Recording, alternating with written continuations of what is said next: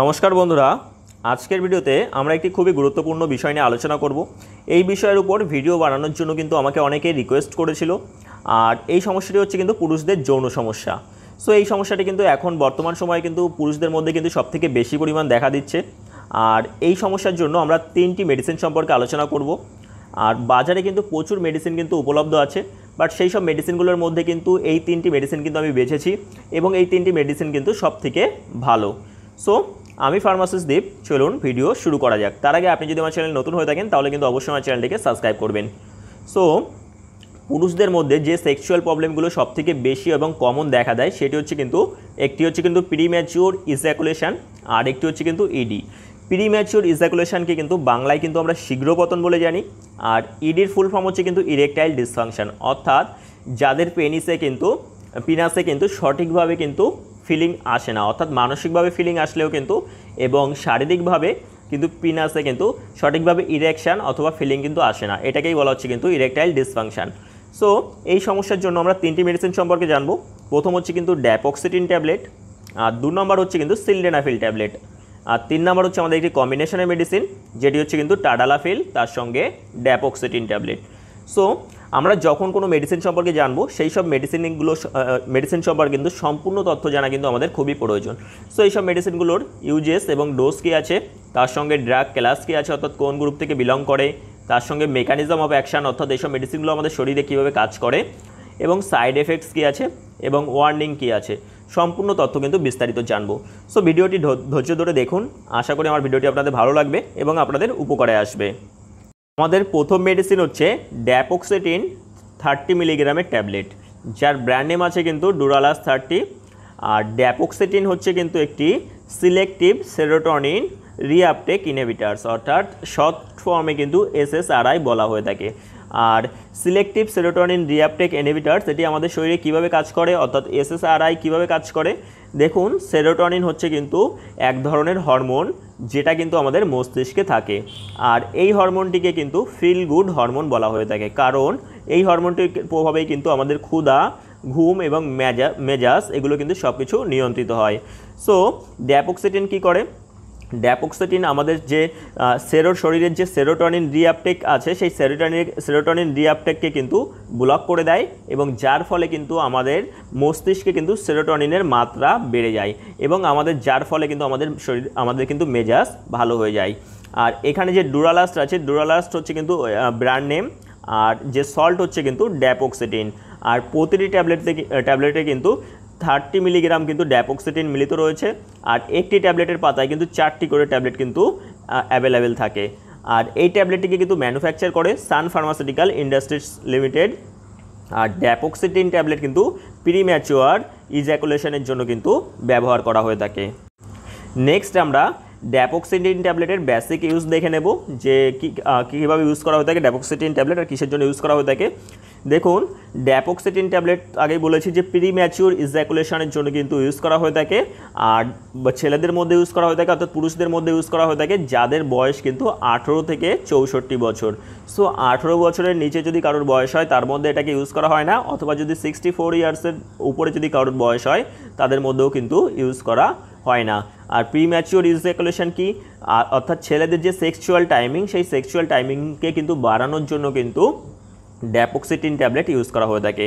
So আর কি করে এটা, ড্যাপক্সিটিন কি করে, আমাদের যে ইজ্যাকুলেশন টাইমিং সেটাকে কিন্তু ডিলে করে অর্থাৎ দেরি করে। আর কাদের মধ্যে ইউজ করা হয়ে থাকে, যারা কিন্তু পুয়ার কন্ট্রোল ওভার ইজ্যাকুলেশন অর্থাৎ যাদের ইজ্যাকুলেশনের উপরে কিন্তু কন্ট্রোল নেই তাদের উপর ইউজ করা হয়ে থাকে। আর যাদের ইন্টারভ্যাজাইনাল ইজ্যাকুলেশন টাইমিং কিন্তু 2 মিনিটের কম তাদের মধ্যে কিন্তু ড্যাপক্সিটিন ট্যাবলেট কিন্তু ইউজ করা হতে, অর্থাৎ যেসব ছেলেরা কিন্তু যখন ইন্টারকোর্সের সময় কিন্তু 2 মিনিট সময় দিতে পারে না বা তার থেকে কম সময় দেয় তাদের মধ্যে কিন্তু ড্যাপক্সিটিন ট্যাবলেট ইউজ করা হয়ে থাকে। নেক্সট আমরা ড্যাপক্সিটিন ট্যাবলেটের ডোজ দেখে নেব, অর্থাৎ ডুরালাস 30 ট্যাবলেটের ডোজ দেখে নেব।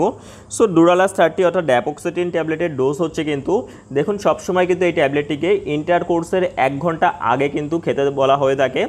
আর দিনে কিন্তু একবারই কিন্তু খেতে বলা হয়ে থাকে। সো মিনিমাম ডোজ হচ্ছে কিন্তু 30 mg আর ম্যাক্সিমাম ডোজ হচ্ছে কিন্তু 60 mg, অর্থাৎ 30 মিলিগ্রাম অথবা 60 মিলিগ্রাম। কিন্তু দিনে কিন্তু একবারই কিন্তু পেশেন্টকে খেতে বলা হয়, দুবার কিন্তু কখনো খেতে বলা হয় না। ইয়া তো সিঙ্গেল ডোজে 30 mg দেওয়া হয়, না হলে কিন্তু সিঙ্গেল ডোজে কিন্তু 60 মিলিগ্রাম কিন্তু পেশেন্টকে খেতে দেওয়া হয়ে থাকে। আর ড্যাপোক্সেটিন ট্যাবলেটের উপর পরীক্ষা করে দেখা গেছে যে যদি পেশেন্টদের মধ্যে যদি 24 সপ্তাহ পর্যন্ত পরীক্ষা করে চালিয়ে দেখা গেছে যে যদি 30 mg ট্যাবলেট 30 mg ট্যাবলেট যদি পেশেন্টকে 24 সপ্তাহ পর্যন্ত যদি কন্টিনিউয়াসলি খেতে দেওয়া হয়, তাহলে যাদের যে ইন্ট্রাভ্যাজাইনাল সেক্সুয়াল টাইমিং যাদের 1 মিনিট ছিল, সেই 1 মিনিট থেকে বেড়ে কিন্তু 3.2 মিনিটস, অর্থাৎ 3.2 মিনিটস হয়েছে যদি 30 mg ট্যাবলেট কিন্তু 24 সপ্তাহ পর্যন্ত ইউজ করা হয়ে থাকে। আর যেসব পেশেন্টদের মধ্যে 24 সপ্তাহ পর্যন্ত কিন্তু 60 মিলিগ্রামের ট্যাবলেট ইউজ করা হয়েছে, তাদের কিন্তু 1 মিনিট থেকে বেড়ে কিন্তু 3.5 মিনিট কিন্তু ইন্ট্রাভ্যাজাইনাল সেক্সুয়াল টাইমিং কিন্তু সেটা বেড়ে গেছে। সো এটা কিন্তু পরীক্ষা করে জানা গেছে। নেক্সট আমরা দেখে নেব যে ড্যাপোক্সেটিন ট্যাবলেটের সাইড এফেক্টস কী আছে। সো খুবই কমন যে সাইড এফেক্টস যেগুলো 1 থেকে 10% পেশেন্টের মধ্যে দেখা যায়, সেটা হচ্ছে কিন্তু ডিজিনেস অর্থাৎ মাথা ঘোরা, তার সঙ্গে হেডেক মাথা ব্যথা, ডাহেরিয়া অর্থাৎ আমাদের কিন্তু বমি ভাব হতে পারে অথবা বমি হতে পারে, এছাড়া ইনসোমেনিয়া, সো অথবা অনিদ্রা, ফ্যাটিক এবং তার সঙ্গে ড্রাই মাউথ অর্থাৎ মুখ শুকিয়ে যাওয়া, এছাড়া এক্সেসিভ সোয়েটিং অর্থাৎ অতিরিক্ত পরিমাণে ঘাম হওয়া, এছাড়া অ্যাংজাইটি অর্থাৎ আমাদের ভয়ভীতি, এছাড়া ফ্ল্যাশিং, তার সঙ্গে অ্যাবডোমিনাল পেইন এবং ভমিটিং, এইসব সমস্যাগুলো কিন্তু খুবই কমন। সো যখন ড্যাপোক্সেটিন ট্যাবলেট ইউজ করা হয়েছে 1 থেকে 10% পেশেন্টের মধ্যে কিন্তু এইসব সমস্যাগুলো কিন্তু দেখা গেছে। আর খুবই আনকমন এবং খুবই রেয়ার যে সাইড এফেক্টগুলো দেখা গেছে সেটি হচ্ছে কিন্তু ফেইন্টেনিং অফ সাইনোকোপ। ফেইন্টেনিং কথার অর্থ হচ্ছে কিন্তু অজ্ঞান হয়ে যাওয়া, এছাড়া কিন্তু চোখে আবছা দেখা অথবা টিনিটাস অর্থাৎ আমাদের কানের মধ্যে কিন্তু এক ধরনের শব্দ হওয়া, এছাড়া ইরেকটাইল ডিসফাংশনের সমস্যাও কিন্তু ড্যাপোক্সেটিন ট্যাবলেটের সাইড এফেক্টস হিসাবে কিন্তু দেখা গেছে। বাট এই যে 4টি সাইড এফেক্টস, এই 4টি সাইড এফেক্টস হচ্ছে কিন্তু খুবই রেয়ার, অথবা 1% থেকেও কিন্তু কম পেশেন্টের মধ্যে কিন্তু এটা দেখা দেয়। আর কমন সাইড এফেক্টগুলো যেগুলো এই পাশেগুলো হচ্ছে কিন্তু খুবই কমন সাইড এফেক্টস। নেক্সট আমরা ড্যাপোক্সেটিন ট্যাবলেটের ওয়ার্নিং এবং প্রিকশনস দেখে নেব। সো ড্যাপোক্সেটিন ট্যাবলেটের প্রথম যে ওয়ার্নিং আছে সেটি হচ্ছে কিন্তু dapoxetine tablet should not be used যাদের বয়স কিন্তু 18 বছরের কম অথবা যাদের বয়স কিন্তু 64 ইয়ার্সের বেশি, তাদের মধ্যে কিন্তু ইউজ করা যাবে না। আর ড্যাপোক্সেটিন ট্যাবলেট ইউজ করার ফলে কিন্তু পেশেন্ট অজ্ঞান হয়ে যেতে পারে। এছাড়া যাদের অ্যালার্জি আছে এসএসআরআই থেকে, তারা কিন্তু ড্যাপোক্সেটিন ট্যাবলেট ইউজ করতে পারবে না। আর যারা লিভারের পেশেন্ট আছে, লিভারের সমস্যা আছে, তারা ইউজ করতে পারবে না। আর যারা মেন্টাল প্রবলেম অর্থাৎ যারা মানসিক রোগী আছে, তাদের মধ্যেও কিন্তু ড্যাপোক্সেটিন ট্যাবলেট কিন্তু ইউজ করা যাবে না। এছাড়া যেসব পেশেন্টের মধ্যে কিন্তু সিকেডি অর্থাৎ যাদের ক্রনিক কিডনি ডিজিজ আছে অর্থাৎ কিডনির সমস্যা আছে, তাদের মধ্যেও কিন্তু ড্যাপোক্সেটিন ট্যাবলেট কিন্তু ইউজ করা যাবে না। এছাড়া যদি কোনো পেশেন্টের হার্ট ফেলারের সমস্যা থাকে, তাহলে কিন্তু তাদের মধ্যেও কিন্তু ড্যাপোক্সেটিন ট্যাবলেট ইউজ করা যাবে না। আমাদের নেক্সট মেডিসিন হচ্ছে সিলডেনাফিল ট্যাবলেটস, যার খুবই ফেমাস ব্র্যান্ড হচ্ছে কিন্তু ভায়াগ্রা, আর যেটাই কিন্তু ফাইজার ফার্মাসিউটিক্যাল কোম্পানি কিন্তু ম্যানুফ্যাকচার করে। আর সিলডেনাফিলস হচ্ছে কিন্তু class of medicine called PDE5 inhibitors, যেটার ফুল ফর্ম হচ্ছে কিন্তু ফসফোডাইএস্টারেস 5। সো ভায়াগ্রা হচ্ছে কিন্তু এটার ব্র্যান্ড নেম, আর এর যে সল্ট আছে সেটা হচ্ছে কিন্তু সিলডেনাফিল সাইটেড, আর এটাকে ম্যানুফ্যাকচার করে ফাইজার ফার্মাসিউটিক্যাল কোম্পানি। আর এটি কিন্তু হচ্ছে একটি খুবই কিন্তু ফেমাস ট্যাবলেট, যেটা কিন্তু ম্যাক্সিমাম লোকের মধ্যে কিন্তু এটাকে ইউজ করা হয়ে থাকে। আর মার্কেটে কিন্তু সবথেকে বেশি পরিমাণ এই ট্যাবলেটটাই কিন্তু ড্যাপোক্সেটিনের থেকেও কিন্তু সবথেকে বেশি পরিমাণ ভায়াগ্রা ট্যাবলেট কিন্তু মার্কেটে চলে। সো নেক্সট আমরা দেখে নেব যে সিলডেনাফিল ট্যাবলেটের ইউজেস কী আছে। Sildenafil tablet use for enhance sexual stimulation in man, অর্থাৎ ছেলেদের মধ্যে অর্থাৎ পুরুষদের মধ্যে যে যৌন উদ্দীপনা আছে, সেই যৌন উদ্দীপনা বাড়ানোর জন্য কিন্তু সিলডেনাফিল ট্যাবলেট অর্থাৎ ভায়াগ্রা ট্যাবলেট কিন্তু ইউজ করা হয়ে থাকে। এবং যে ইরেকটাইল ডিসফাংশনের সমস্যা অর্থাৎ পিনাসে সঠিকভাবে ইরেকশন না আসা অথবা ফিলিং না আসা, মানসিকভাবে ফিলিং আসলেও কিন্তু যে শারীরিকভাবে ফিলিং না আসা, সেই সমস্যার জন্য কিন্তু সিলডেনাফিল ট্যাবলেট কিন্তু ইউজ করা হয়ে থাকে। এছাড়া সিলডেনাফিল ট্যাবলেট কিন্তু ম্যানফোস ট্যাবলেট নামেও কিন্তু মার্কেটে অ্যাভেলেবেল আছে, যে ট্যাবলেটটি কিন্তু খুবই পপুলার। সো ভায়াগ্রা, ম্যানফোস এগুলো কিন্তু সব এই দুটি ট্যাবলেটেরই কিন্তু কম্পোজিশন আছে কিন্তু সিলডেনাফিল। আর এছাড়া এই ট্যাবলেটটি কিন্তু মেল ইম্পোর্টেন্স, যেটাই কিন্তু পুরুষত্বহীনতা, কিন্তু ইম্পর্টেন্স কথার অর্থ হচ্ছে কিন্তু পুরুষত্বহীনতা। সো তার জন্যও কিন্তু এই ট্যাবলেটটি কিন্তু ইউজ করা হয়ে থাকে। নেক্সট আমরা সিলডেনাফিল ট্যাবলেটের ডোজ দেখে নেব, যে সিলডেনাফিল ট্যাবলেট ঠিক কতটা পরিমাণে কিন্তু পেশেন্টকে খেতে দেওয়া হয়, অথবা ঠিক কতটা পরিমাণে কিন্তু খাওয়া উচিত। মিনিমাম ডোজ হচ্ছে কিন্তু 50 mg আর ম্যাক্সিমাম ডোজ আছে কিন্তু 100 মিলিগ্রাম অর্থাৎ 100 mg। আর সবসময় কিন্তু ট্যাবলেটটি ইন্টারকোর্সের 1 ঘন্টা আগে কিন্তু পেশেন্টকে খেতে দেওয়া হয়ে থাকে। সো ভায়াগ্রা 50 mg সঙ্গেও কিন্তু মার্কেটে অ্যাভেলেবেল আছে, এছাড়া 100 mg সঙ্গেও কিন্তু মার্কেটে অ্যাভেলেবেল আছে। So as per patient need এই ট্যাবলেট কিন্তু পেশেন্টকে খেতে দেওয়া হয়। নেক্সট আমরা দেখে নেব যে ভায়াগ্রা আমাদের শরীরে কিভাবে কাজ করে, অর্থাৎ সিলডেনাফিল ট্যাবলেট আমাদের শরীরে কিভাবে কাজ করে। So Viagra work by helping to relax muscles and arteries inside the penis. অর্থাৎ ভায়াগ্রা কী করে, অর্থাৎ সিলডেনাফিল ট্যাবলেট কী করে, আমাদের পিনাসের যে স্মুথ মাসেলস আছে এবং আমাদের যে রক্তের শিরাগুলো আছে সেই শিরাগুলোকে কিন্তু স্মুথ মাসেলকে রিল্যাক্স করে এবং শিরাগুলোকে রিল্যাক্স করে দেয়, যার ফলে কিন্তু আমাদের পিনাসের যে শিরা এবং মাসেলের মধ্যে দিয়ে কিন্তু ব্লাড ফ্লো বেড়ে যায় এবং যার ফলে কিন্তু আমাদের যে ইরেকশন অর্থাৎ সেই ফিলিং আসতে কিন্তু সাহায্য করে। নেক্সট আমরা দেখে নেব যে সিলডেনাফিল ট্যাবলেটের সাইড এফেক্টস কী আছে।